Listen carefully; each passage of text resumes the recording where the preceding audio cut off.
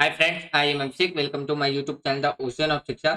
आज के वीडियो में हम एम लक्ष्मीकांत का चैप्टर 20 डिस्कस करेंगे, जो कि है हमारा सेंट्रल काउंसिल ऑफ मिनिस्टर। इससे पहले ऑलरेडी हमने एम लक्ष्मीकांत का चैप्टर 17 जो कि था हमारा प्रेसिडेंट, चैप्टर 18 जो कि था हमारा वाइस प्रेसिडेंट और चैप्टर 19 जो कि था हमारा प्राइम मिनिस्टर, ये ऑलरेडी डिस्कस कर लिया है विथ एमसीक्यू क्वेश्चंस प्रैक्टिस के साथ। आज हम चैप्टर 20 डिस्कस करेंगे, जो कि हमारा सेंट्रल काउंसिल ऑफ मिनिस्टर। इसमें हम इस चैप्टर में क्या क्या डिस्कस करेंगे कि हमारे कॉन्स्टिट्यूशन में काउंसिल मिनिस्टर से रिलेटेड क्या क्या प्रोविंस दिए गए हैं। फिर हम डिस्कस करेंगे जो भी हमारे कॉन्स्टिट्यूशन के अंदर जो अदर कॉन्स्टिट्यूशनल जो वो प्रोविंसेस हैं, जैसे कि आर्टिकल 77 क्या कहता है, आर्टिकल 78 क्या कहता है, आर्टिकल 88 में क्या कहा गया, ये सारी चीजें हम इस चैप्टर में डिस्कस करेंगे। फिर क्या क्या क्वालिफिकेशंस होनी चाहिए काउंसिल ऑफ मिनिस्टर की, क्या डिस्क्वालिफिकेशंस किस तरीके से किया जाता है ड्यू टू डिफेक्शंस के टाइम पे, ये सारी चीजें हम इस चैप्टर में डिस्कस करेंगे। फिर क्या डिस्कस करें, क्या क्या रिस्पॉन्सिबिलिटी हमें देखने को मिलती है काउंसिल मिनिस्टर की, जैसे कि कॉलेक्टिव रिस्पॉन्सिबिलिटी जिसे हम सामूहिक जिम्मेदारियां भी कहते हैं। फिर हम बात करेंगे इंडिविजुअल रिस्पॉन्सिबिलिटी जिसे व्यक्तिगत जिम्मेदारी कहते हैं। फिर हम नो लीगल जो रिस्पॉन्सिबिलिटी हमारी कंट्री के अंदर सेंट्रल काउंसिल मिनिस्टर के रिगार्डिंग उसके बारे में डिस्कस करेंगे। किस तरीके से अपॉइंटमेंट किए जाते हैं मिनिस्टर्स का, उसके बारे में डिस्कस करेंगे इस चैप्टर में। फिर हम डिस्कस करेंगे कंपोजिशंस क्या है काउंसिल ऑफ मिनिस्टर्स के, यानी कि जो मंत्री परिषद है उसकी संरचना कैसे होती है, जिसमें हम बात करेंगे कैबिनेट मिनिस्टर के बारे में, मिनिस्टर ऑफ स्टेट जो कि इंडिपेंडेंट चार्ज है। फिर हम डिस्कस करेंगे मिनिस्टर ऑफ स्टेट जिसे हम राज्य मंत्री भी कहते हैं, डिप्यूटी मिनिस्टर, ये सारे क्या है कंपोजिशंस हैं किसके, कैबिनेट मिनिस्टर की। ये सारी चीजें हम इस चैप्टर में डिस्कस करेंगे। फिर हम डिस्कस करेंगे किचन कैबिनेट क्या होता है, यानी कि जिसे हम रसोई मंत्रिमंडल भी कहते हैं, उसके बारे में डिस्कस करेंगे। फिर हम बात करेंगे कि जो काउंसिल ऑफ जो मिनिस्टर है वर्सेस कैबिनेट मिनिस्टर, दोनों में क्या क्या डिफरेंसेस देखने को मिलता है। उसके बाद हम जब हमारे ये चैप्टर डिस्कस हो जाएगा लास्ट में, जो हम रोल ऑफ कैबिनेट मिनिस्टर है, उसके बाद जब हमारा ये चैप्टर कंप्लीट हो जाएगा, तब हम लेक्चर थर्ड में क्या करेंगे, इसके एमसीक्यू क्वेश्चंस प्रैक्टिस करेंगे। जी हाँ फ्रेंड्स, हम लेक्चर थर्ड में ही डिस्कस करेंगे, तो क्योंकि इस चैप्टर को हम दो पार्ट में क्या कर रखेंगे, डिवाइड करके डिस्कस करेंगे। फर्स्ट पार्ट में आज हम ओवरव्यू यानी कि आधा चैप्टर फर्स्ट लेक्चर में डिस्कस करेंगे, बाकी के आधा सेकेंड लेक्चर में। जब चैप्टर हमारा कंप्लीट हो जाएगा थर्ड लेक्चर में, तब हम डिस्कस करेंगे अपना एमसीक्यू क्वेश्चंस प्रैक्टिस। तो चलिए करते हैं हम अपना आज का वीडियो स्टार्ट। अब देखिए, अगर हम बात करते हैं काउंसिल ऑफ मिनिस्टर्स के बारे में, तो हमारे कॉन्स्टिट्यूशन के अंदर आर्टिकल 74 ये कहता है कि जो प्रेसिडेंट के द्वारा जो भी काउंसिल ऑफ मिनिस्टर या किसी भी मिनिस्टर की जो अपॉइंटमेंट की जाएगी, वो किसके द्वारा की जाएगी, प्राइम मिनिस्टर के एडवाइस के द्वारा की जाएगी। यानी कि जब लोकसभा का जब इलेक्शंस हो जाता है, लोकसभा इलेक्शंस होने के बाद जब मेजोरिटी पार्टी को प्राइम मिनिस्टर प्रेसिडेंट के द्वारा कहा जाता है कि आप अपनी गवर्नमेंट बनाइए, तो सारी पार्टी मिलकर के जो जीत के आई है मेजोरिटी पार्टी, वो क्या करती है, प्राइम प्रेसिडेंट को एडवाइस करते हैं अपने प्राइम मिनिस्टर को चुनने के लिए। प्राइम मिनिस्टर जब अपॉइंटमेंट कर दिए जाते हैं प्रेसिडेंट के द्वारा, तब प्राइम मिनिस्टर सारे प्रेसिडेंट यानी कि प्रेसिडेंट को एडवाइस करते हैं मिनिस्टर की अपॉइंटमेंट के लिए। तो यानी कि ऑल ओवर ये समझिए, आर्टिकल 74 ये कहता है, तो आर्टिकल हमारा 74 ये कहता है कि जितनी भी जो काउंसिल ऑफ मिनिस्टर की जो अपॉइंटमेंट की जाएगी, वो किसके द्वारा की जाएगी, वो सारी किए जाएंगे प्रेसिडेंट के द्वारा एडवाइस ऑफ प्राइम मिनिस्टर, यानी कि प्राइम मिनिस्टर के एडवाइस के द्वारा ही क्या होगा, प्रेसिडेंट अपॉइंट करेगा। फिर वो सारे काम क्या करेंगे, उनका जो भी काम है, जो भी फंक्शंस है, वो अकॉर्डिंग टू एडवाइस के तहत वो करते जाएंगे। अब बात करते हैं, अगर हम जो काउंसिल ऑफ जो मिनिस्टर है वो कैसे बनते हैं। तो काउंसिल ऑफ जो मिनिस्टर होते हैं, जिसमें हमें prime minister, other minister, cabinet minister, minister of state, deputy minister, ये तीन तरीके के मिनिस्टर से मिलकर के हमारा क्या बनता है, cabinet minister, sorry, council minister बनता है। और जो किसके द्वारा अपॉइंट किए जाते हैं, हमारी कंट्री के प्राइम सॉरी प्रेसिडेंट के द्वारा क्या किया जाते हैं, अपॉइंटमेंट किए जाते हैं। तो ये कहा गया है, ये सारी बातें किसमें, आर्टिकल 74 में हमें देखने को मिलती है। फिर अगर हम आगे बात करते हैं, आर्टिकल 75 क्या कहता है, अदर जो प्रोविंसेस हमारे कॉन्स्टिट्यूशन में, काउंसिल मिनिस्टर के रिगार्डिंग में, वो ये कहता है कि जितने भी जो मिनिस्टर हैं, यानी कि जो हाउस ऑफ द जो पीपल्स के जितने भी जो मेंबर्स हैं, यानी कि अभी की अगर हम बात करें तो 545 क्या है हमारी लोकसभा के टोटल सदस्य। उसमें ये कहा गया है कि जो काउंसिल ऑफ मिनिस्टर है, total house of the people यानी कि लोकसभा में जितने भी जो सदस्य हैं उसके 15% से ज्यादा काउंसिल मिनिस्टर नहीं होने चाहिए। ये बात कहा गया था 91st कॉन्स्टिट्यूशन अमेंडमेंट के तहत। यहाँ से ऑलरेडी सिविल सर्विस में क्वेश्चन पूछा जा चुका है कि किस अमेंडमेंट के द्वारा ये कहा गया था कि जो हाउस ऑफ द जो पीपल्स उसकी टोटल संख्या से, टोटल नंबर से 15% से ज्यादा काउंसिल मिनिस्टर मेंबर नहीं होने चाहिए। तो ये लाइन आप इंपॉर्टेंट रखिएगा यहाँ से, क्योंकि ऑलरेडी क्वेश्चन पूछा जा चुका है। इतने भी जो मिनिस्टर हैं जब वो अपने ऑफिस होल्ड करेंगे, यानी कि जब अपने पोस्ट पे बैठ करके काम करेंगे, वो किसके यानी कि कब करेंगे, जब प्रेसिडेंट यानी कि प्रेसिडेंट की जो प्लेजर्स हैं, यानी कि राष्ट्रपति के जो वो यानी कि बात करते हैं प्रसाद पर्याप्त के तहत ही क्या करेंगे, वो अपने ऑफिस में पद धारण करेंगे, यानी कि उनके अपॉइंटमेंट के बाद। फिर कहा गया है कि जो काउंसिल ऑफ जो मिनिस्टर है वो किसके लिए रिस्पॉन्सिबल होगा, हाउस ऑफ द पीपल्स के लिए वो क्या रहेगा, रिस्पॉन्सिबल रहेगा। यानी कि हाउस ऑफ द पीपल का मतलब यहाँ पे लोकसभा, जिसे हम लोअर हाउस भी कहते हैं। तो जो काउंसिल ऑफ जितने भी जो काउंसिल ऑफ मिनिस्टर रहेंगे वो किसके लिए कलेक्टिवली रिस्पॉन्सिबल रहेंगे, तो पीपल ऑफ द हाउस के लिए। फिर इसमें यह भी कहा गया है कि यानी before a minister takes over his office the president administrate him the oath of office and secrecy according to the form of set out for the purpose in the third schedule। यानी कि देखिए third schedule यहाँ पे बात कर रहा है third schedule का। ऑलरेडी हमारी कॉन्स्टिट्यूशन में कितने शेड्यूल देखने को मिलते हैं, 12 शेड्यूल देखने को मिलते हैं टोटल। उन 12 शेड्यूल्स में से थर्ड शेड्यूल में किसके बारे में बात की गई है, जितने भी जो मिनिस्टर्स हैं इंक्लूडिंग प्राइम मिनिस्टर, इन सबके ओथ के बारे में यानी कि शपथ के बारे में बात कही गई है। तो यहाँ पे ये समझाने की कोशिश की जा रही है कि जितने भी जो मिनिस्टर है अपने पोस्ट को संभालने से पहले, अपने पोस्ट पे बैठ करके काम करने से पहले, जो भी ओथ और अफर्मेशन से रिगार्डिंग में जो बात रखी गई है हमारे कॉन्स्टिट्यूशन के थर्ड शेड्यूल में, उसके अकॉर्डिंग प्रेसिडेंट उनको क्या दिलाएंगे, ओथ दिलाएंगे, यानी कि राष्ट्रपति के द्वारा उन्हें शपथ दिलाया जाएगा। फिर कहा गया है जो भी उनकी जो सैलरी है, जो भी अलाउंसेस है मिनिस्टर, जो भी पार्लियामेंट के द्वारा टाइम टू टाइम क्या किया जाता है, डिटरमाइन किए जाते हैं लॉ के द्वारा, उसके द्वारा ही क्या किए जाएंगे, जो सेकंड शेड्यूल उसमें होगा तो उसके द्वारा ही क्या है, सेकंड शेड्यूल के द्वारा ही क्या है, मंत्रियों को वेतन और भत्ते मिलेंगे। ये सारी चीजें रखी गई है किसमें, आर्टिकल 75 के अंदर। अब बात करते हैं आगे क्या कहा गया। आगे ये कहा गया है कि यदि कोई भी पॉलिटिकल यानी कि कोई भी अगर मिनिस्टर है, या हम बात करते हैं किसी भी जो राजनीतिक दल है से संबंधित क्या है, सदन के किसी भी सदन का क्या होना चाहिए, 10वीं सूची यानी कि जो हमारे कॉन्स्टिट्यूशन के 10th शेड्यूल में रखा गया के तहत क्या होना चाहिए, वो हमारे जो पार्लियामेंट, हमारे जो हाउस है उसका क्या होना चाहिए, वो सदस्य होना चाहिए। यदि वो सदस्य नहीं होगा तो वो क्या हो जाएगा, डिसक्वालीफाइड माना जाएगा। उसको क्या माना जाएगा, डिसक्वालीफाइड, यानी कि यानी कि अयोग्य माना जाएगा। फिर अगर बात करते हैं किसी भी मिनिस्टर की जब अपॉइंटमेंट की जाती है, ये बात रखी गई है हमारे शेड्यूल 10 क्लॉज 1 में, उसमें ये कहा गया है कि यदि कोई भी मिनिस्टर अगर किसी भी हाउसेस से नहीं, किसी भी हाउसेस का मेंबर नहीं है, तो उसे थर्ड यानी कि 6 मंथ के अंदर अंदर क्या है, दोनों हाउस में से किसी एक हाउस का मेंबर उसे बनना पड़ेगा। यदि वो ऐसा नहीं बनता है तो वो क्या यानी फिर उसे क्या कर दिया जाएगा, जैसे ही 6 महीने के बाद उसे फिर क्या है, डिस्क्वालीफाइड कर दिया जाएगा उसके मिनिस्ट्री से। ये सारी चीजें बात रखी गई, से हम आगे भी डिस्कस करेंगे।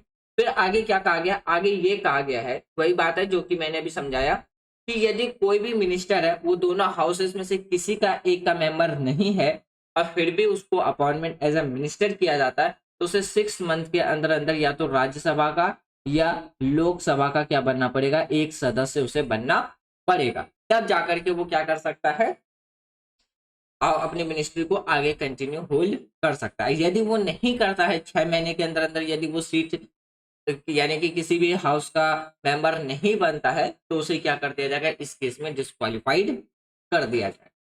आगे देखते हैं, अदर प्रोविंस की बात करते हैं। आर्टिकल 77 क्या कहता है, आर्टिकल 78 क्या कहता है, आर्टिकल 88 क्या कहता है। आर्टिकल 77 में ये कहा गया है, जो conduct of businesses of the जो गवर्नमेंट ऑफ इंडिया यानी कि भारत सरकार के कार्य संचालन की बात है, वो किस में रखी गई है, हमारे कॉन्स्टिट्यूशन के आर्टिकल 77 में। आर्टिकल 78 क्या कहता है, जो भी ड्यूटीज है प्राइम मिनिस्टर की, respects as the furnishing of information to the president, यानी कि राष्ट्रपति को सूचना देने आदि से संबंधित जो भी प्रधानमंत्री की जो कर्तव्य हैं, जो ड्यूटीज है, वो हमारे कॉन्स्टिट्यूशन के आर्टिकल 78 में रखा गया है। और आर्टिकल 88 में क्या कहा गया है, जो भी राइट्स है मिनिस्टर की रिस्पेक्ट जो हाउसेस है, यानी कि सदनों, यानी कि इसमें आप राज्यसभा भी इंक्लूड करके रखिए और लोकसभा भी इंक्लूड करके रखिए, जो भी सदनों के जो संबंधित जो मंत्री है उनके अधिकार की बात आर्टिकल 88 में रखा, यानी कि बात रखी गई है। आगे अगर हम बात करते हैं क्या क्या क्वालिफिकेशंस होनी चाहिए काउंसिल ऑफ मिनिस्टर की, तो सबसे पहला यही है कि उसे किसी भी एक हाउसेस का, या तो लोकसभा या राज्यसभा का क्या होना चाहिए, मेंबर, दोनों में से किसी भी एक हाउस का मेंबर होना चाहिए।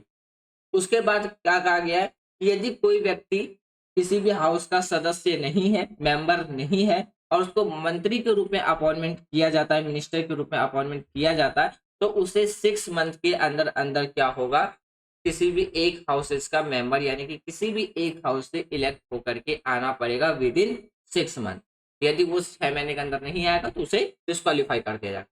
साथ ही में ये भी कहा गया है कि यदि संसद के किसी भी सदस्य को दल बदल के आधार पर डिस्क्वालीफाइड किया जाता है, तो वह मंत्री बनने के लिए क्वालिफाइड नहीं होगा। लेकिन यदि फिर से दोबारा से अगर बात करते हैं, पार्लियामेंट्री इलेक्शंस होते हैं और वो उसमें जीत के आ जाता है, तो वो फिर से मिनिस्टर बनने के लिए एलिजिबल यानी कि योग्य होगा, जिसे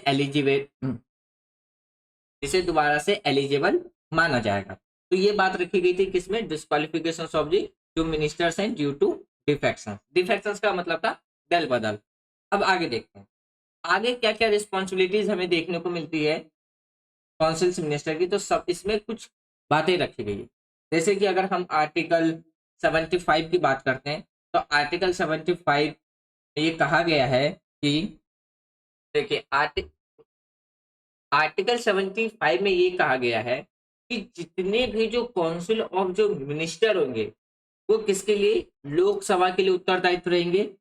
जितनी भी जो मिनिस्टर्स हैं उनके द्वारा यदि कोई भी गलती होती है, भूल चूक होते हैं, वो किसके लिए रिस्पॉन्सिबल रहेंगे, वो ऑनेस्टली रिस्पॉन्सिबल रहेंगे, किसके लिए, लोकसभा के लिए। ये सारी बातें आर्टिकल 75 में कही गई है। उसके बाद ये भी कहा गया है कि जो काउंसिल ऑफ मिनिस्टर होंगे उनका उत्तरदायित्व ये भी रहेगा, यानी कि उनकी एक रिस्पॉन्सिबिलिटी ये भी रहेगी कि वो हर यानी कि वो एक टीम की तरह का मिलकर के क्या करेगा, काम करेगा। ये सारी बातें रखी गई है आर्टिकल 75 में, और ये एक रिस्पॉन्सिबिलिटी दी गई है किसकी, तो काउंसिल ऑफ मिनिस्टर की, जिससे हम बात डिस्कस कर रहे हैं कलेक्टिवली रिस्पॉन्सिबिलिटी, यानी कि बात करते हैं जैसे कि सामूहिक जो उत्तरदायित्व, उसके तहत ये बात आर्टिकल 75 में कही गई है। उसके बाद ये भी कहा गया है कि यदि पार्लियामेंट के अंदर या सॉरी लोकसभा के अंदर जब नो कॉन्फिडेंस मोशंस लाया जाएगा, तो उसके अगेंस्ट में क्या होगा, जितने भी जो काउंसिल मिनिस्टर हैं उनको भी क्या करना पड़ेगा, रिजाइन देना पड़ेगा, इंक्लूडिंग जो राज्यसभा के सदस्य हैं उनके साथ। अब देखिए यहाँ पे राज्यसभा की बात करते हैं, यहाँ पे कंफ्यूज मत होना, राज्यसभा और लोग, यहाँ पे सिर्फ मेंबर्स की बात कर रहे हैं, ना कि हाउसेस की बात कर रहे हैं।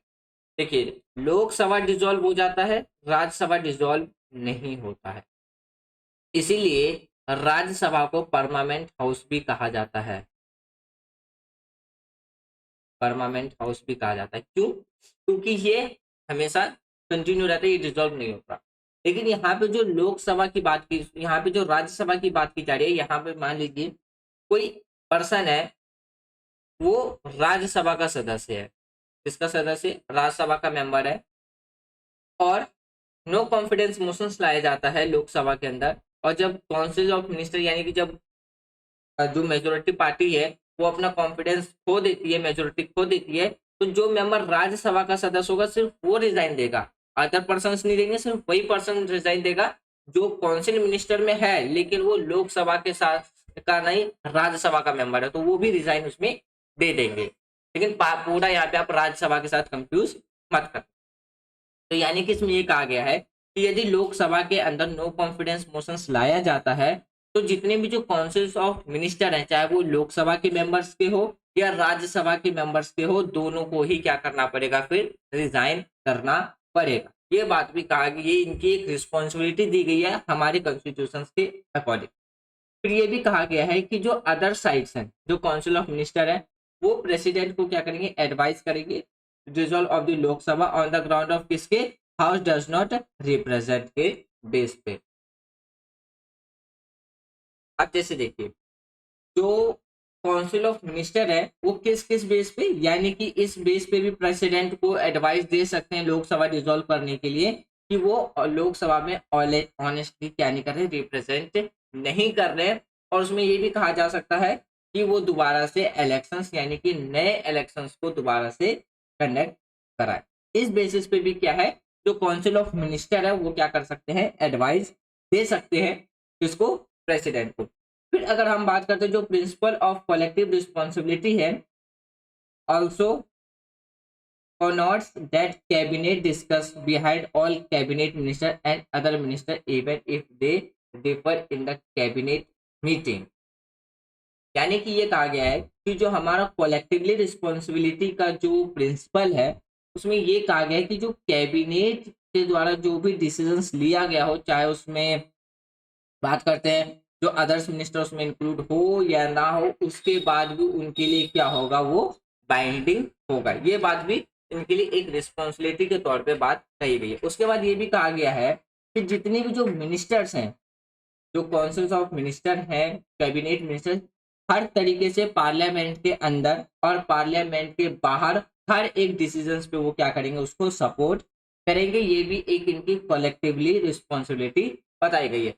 यदि किसी मिनिस्टर्स के द्वारा वो एग्री नहीं होते हैं कैबिनेट डिसीजंस से और वो नॉट प्रिपेयर्ड रहते हैं, तो वो क्या करते हैं, तो वो अपने डिफेंड में क्या कर सकते हैं, वो रिजाइन दे सकते हैं। ये सारी बातें किस में रखी गई है, कलेक्टिवली रिस्पॉन्सिबिलिटी में कही गई है। यहाँ पे हिंदी में है तो आप हिंदी में भी देख सकते हैं।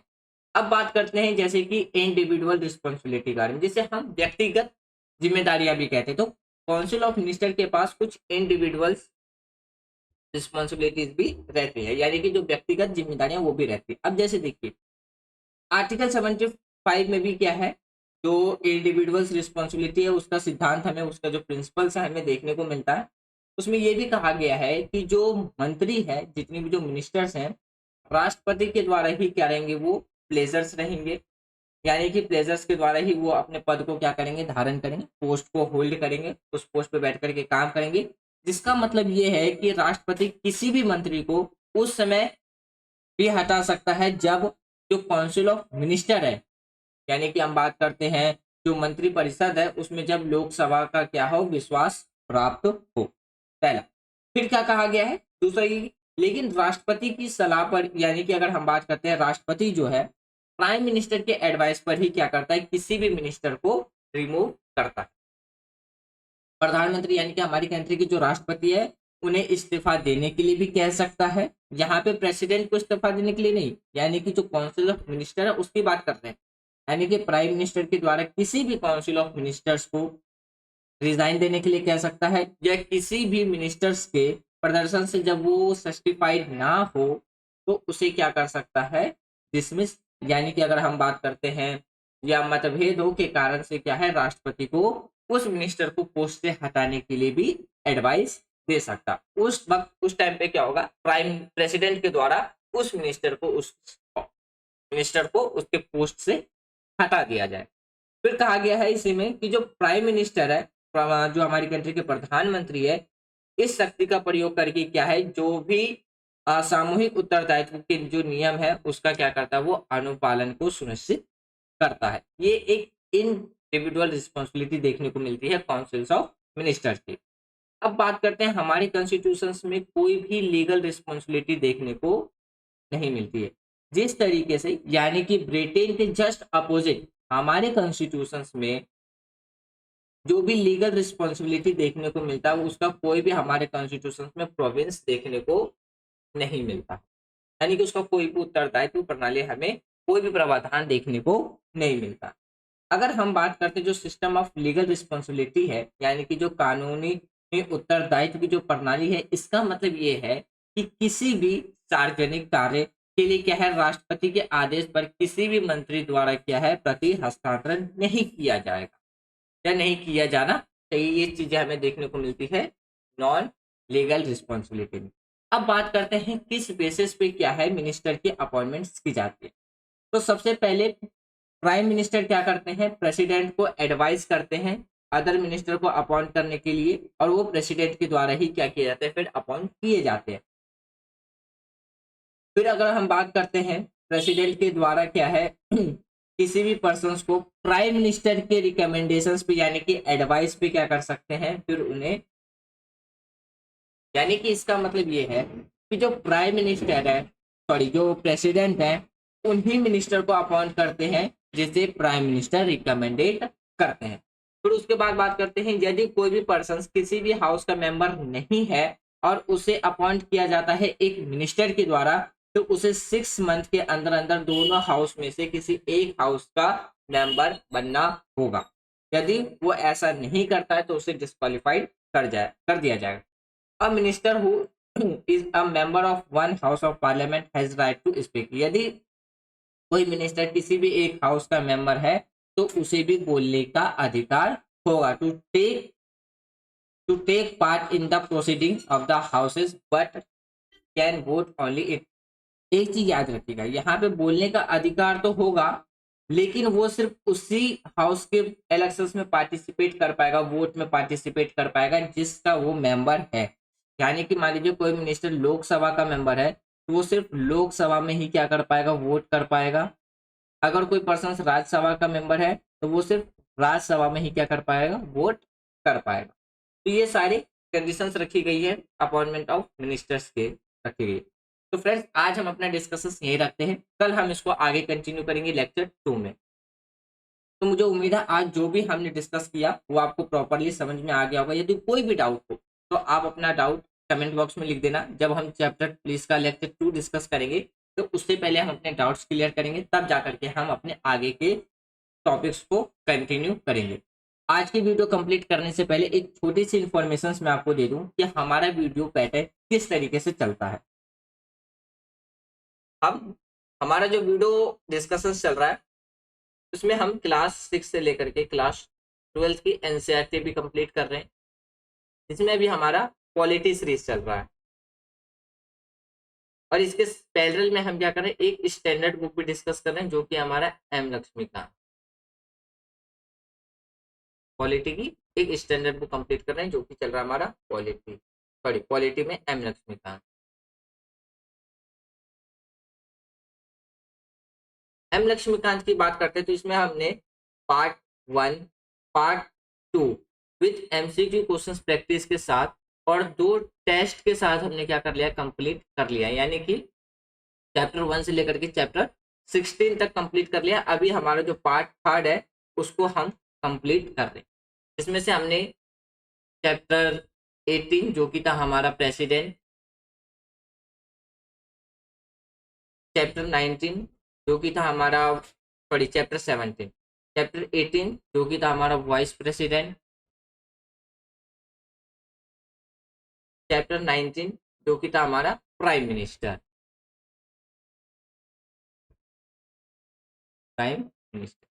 इसको हमने कंप्लीट कर लिया। अभी हमारा चैप्टर 20 चल रहा है, इसमें आज हमने फर्स्ट लेक्चर डिस्कस किया है। कल हम लेक्चर 2 डिस्कस करेंगे और लेक्चर 3 में हम इसके एमसीक्यू क्वेश्चंस प्रैक्टिस करेंगे, वो क्वेश्चन जो ऑलरेडी यूपीएससी ने प्रीलिम्स में पूछ रखे हैं। इसके पैरेलल में जो हमारा एनसीईआरटी चल रहा है पॉलिटी का, इसमें हमने क्लास 6 से लेकर के क्लास 12 की जो फर्स्ट बुक है हमारा कंटेम्प्रोरी वर्ल्ड पॉलिटिक्स, उसको कंप्लीट कर लिया। तो ये सारी वीडियो आपको अपलोडेड मिल जाएगी प्लेलिस्ट में और उन सब का लिंक मैं आपको डिस्क्रिप्शन में दे दूंगा, आप वहां से इजीली एक्सेस कर सकते हैं। जैसे ही हमारा पार्ट 3 कंप्लीट हो जाएगा तब उसके बाद हम 12th क्लास की जो सेकेंड बुक है उसको स्टार्ट करेंगे पॉलिटिकल साइंस की। जब 12th क्लास की जो पॉलिटिकल साइंस हमारा कंप्लीट हो जाएगा तब उसके बाद हम जियोग्राफी या हम इकोनॉमिक्स इन दोनों सब्जेक्ट में से कोई एक सब्जेक्ट स्टार्ट करेंगे। ये है हमारा एनसीईआरटी और एक स्टैंडर्ड बुक का सीरीज, और इसी सीरीज आगे कंटिन्यू होती चली जाएगी। उसके बाद अगर हम बात करते हैं वीकेंड यानी कि संडे को, तो संडे में हम 27 year UPSC prelims questions paper discuss करते हैं। कब से कब तक? तो जो 1995 से लेकर के 2021 तक में पूछे हैं वो सारे क्वेश्चंस को हम यूनिट और सीरीज बाय क्या कर रहे हैं उसको डिस्कस कर रहे हैं। जैसे कि जो हमारा ये previous year question paper discussion है 5 यूनिट में डिवाइडेड है। फर्स्ट यूनिट जो था हमारा वो था हिस्ट्री का, इसमें 4 सीरीज थे। पहला था हमारा एशियन, मिडिवल, मॉडर्न और इंडियन नेशनल मूवमेंट। इन सबको हमने क्या है डिस्कस कर लिया था, जो 1995 से लेकर के जो भी क्वेश्चन 2021 तक में यूपीएससी ने पूछा था। अभी हमारा यूनिट 2 चल रहा है जो कि है पॉलिटिकल साइंस का, पॉलिटी। लास्ट संडे हमने 2007 तक के क्वेश्चंस को डिस्कस किया था। इस संडे हम 2008 से लेकर के 2011 तक के या 13 तक के क्वेश्चंस को डिस्कस करेंगे। जैसे ही हमारा पॉलिटी वाला यूनिट कंप्लीट हो जाएगा तब उसके बाद हम स्टार्ट करेंगे अपना यूनिट 3 जो कि होगा हमारा जियोग्राफी। और जब यूनिट 3 भी कंप्लीट हो जाएगा तब स्टार्ट करेंगे हम अपना यूनिट 4 जो कि होगा हमारा इकोनॉमिक्स। यूनिट 4 कंप्लीट होने के बाद हम स्टार्ट करेंगे यूनिट 5, वो सॉरी यूनिट जो 5 होगा हमारा इकोनॉमिक्स उसको स्टार्ट करेंगे। सॉरी यूनिट जो 5 है हमारा वो होगा सी सेट का, तो हम उसके बाद अपना सी सेट स्टार्ट करेंगे। तो इसी पैटर्न से हमारा वीडियो आगे कंटिन्यू होता चला जाएगा। फिर जब हमारा एनसीईआरटी सीरीज कंप्लीट हो जाएगा तब हम स्टैंडर्ड बुक को डिस्कस करना स्टार्ट करेंगे। और ये सारी वीडियो फ्री ऑफ कॉस्ट है और इन सबका पीडीएफ और आपको नोट्स अगर चाहिए तो आप द ओशियर ऑफ शिक्षा करके टेलीग्राम चैनल है, आप उसको भी ज्वाइन कर लीजिए, उसका भी लिंक मैं आपको डिस्क्रिप्शन में दे दूंगा। तो thanks for watching friends, take care, जय हिंद।